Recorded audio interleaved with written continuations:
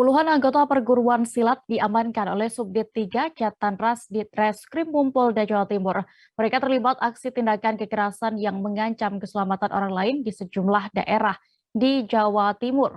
Aksi tindakan kekerasan yang dilakukan mereka ini berlangsung dalam kurun waktu bulan September hingga Oktober 2021. Detail informasinya akan disampaikan oleh rekan wartawan Tribun Jatim. Ada Luhur Pambudi yang kini sudah siap dengan laporan lengkapnya. Halo rekan Luhur, Halo Dea, selamat siang. bisa Anda informasikan berapa jumlah detailnya anggota perguruan silat yang diamankan dan dari berapa TKP juga mereka diamankan, Luhur?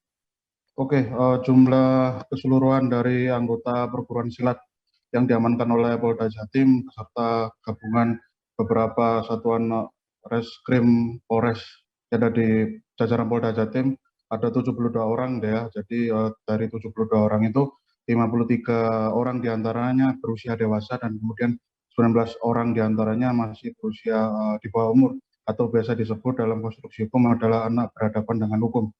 Dan mereka diamankan dari 22 tempat kejadian perkara yang tersebar di 8 Polres yang ada di Jawa Timur, dan yang terbanyak adalah berasal dari Polres Nganjuk yang mereka berhasil mengamankan dari 4 tempat kejadian perkara dan berhasil mengamankan sekitar 14 orang, cukup banyak ketimbang Polres-Polres yang ada yang lainnya yang kemudian menyetorkan sejumlah tersangka pelaku kekerasan yang diamankan dari seluruh daerah di Jawa Timur. Semacam itu deh.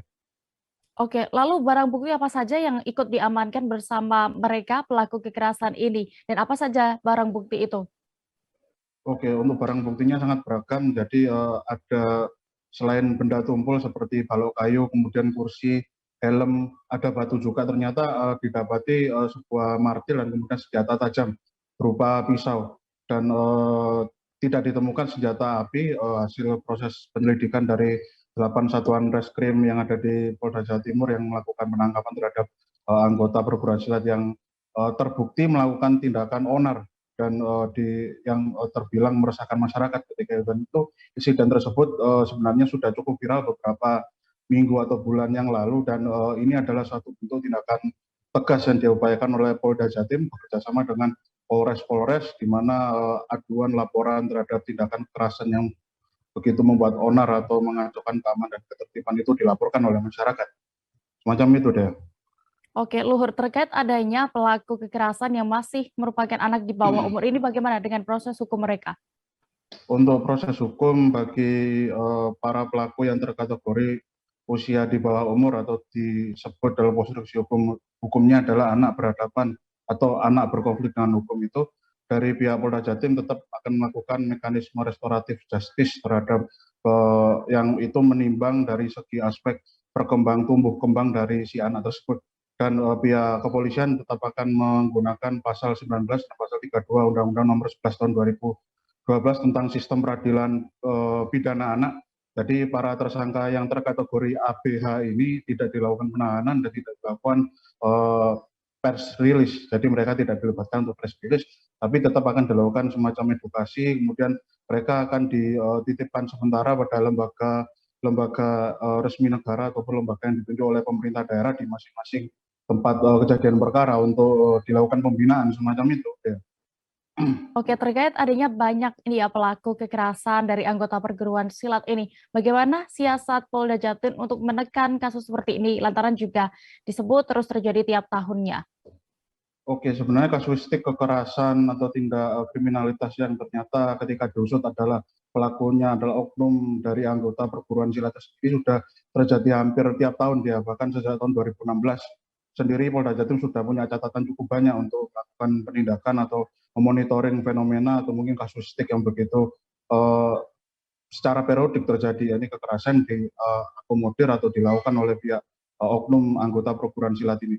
Dan dari pihak Polda Jatim sebenarnya sudah sangat lama, bahkan kita bisa melihat sejak 5 tahun yang lalu atau 10 tahun yang lalu sudah menerapkan aturan atau mekanisme penegakan hukum yang begitu tegas, ya. Ini bahasanya ketika didapati suatu bentuk insiden keonaran yang dilakukan oleh dan itu terbukti adalah anggota perguruan silat, maka si pimpinan atau ketua dari perguruan silat itu akan dilakukan penindakan tegas, entah itu berupa sanksi administrasi atau sanksi pidana yang itu benar-benar sesuai dengan aturan prosedur perundang-undangan yang berlaku. Artinya memang pihak Polda Jatim akan selalu berupaya untuk menggantang fenomena kekerasan ini yang cukup sering terjadi dari segala aspek, mulai dari edukasi dan mengajak para semua elemen perguruan tinggi ini untuk bergotong royong dalam menjaga keamanan dan ketertiban, termasuk juga melakukan penindakan hukum terhadap oknum-oknum yang masih didapati dan terbukti secara hukum melakukan tindakan keonaran, dan itu terbukti melakukan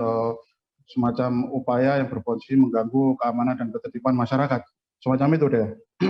Baik, Tribuners, berikut akan kami tampilkan keterangan dari Kombes Pol Gatot Repli Handoko, Kabid Humas Polda Jawa Timur yang sudah berhasil didapatkan oleh rekan Luhur.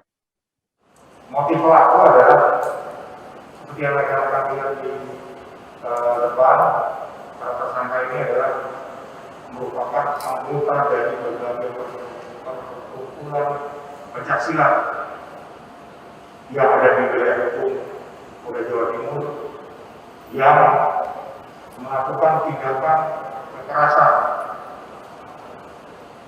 terutamanya terhadap masyarakat. Akan jelas adalah pasal 170 KUHP dengan ancaman pidana penjara 8 tahun kalau yang menyebabkan meninggal orang, itu ancamannya bisa seumur hidup. Tidak akan memberikan ruang kepada pelaku kekerasan baik terhadap barang. Oleh karenanya, Polda Jatim akan melakukan penindakan secara hukum yang tegas, termasuk pada para ketua perguruan silat yang anggotanya terlibat untuk dimintakan pertanggungjawaban secara hukum sesuai dengan perundang-undangan yang berlaku. Kemudian merujuk pada ketentuan pasal 19 dan pasal 32 Undang-Undang Nomor 11 Tahun 2012 tentang sistem peradilan anak kepada tersangka yang masih di bawah umur itu dikenakan penindakan sesuai dengan aturan hukum yang ada. Ya. Jadi yang usaha tidak dilakukan penahanan, tapi prosesnya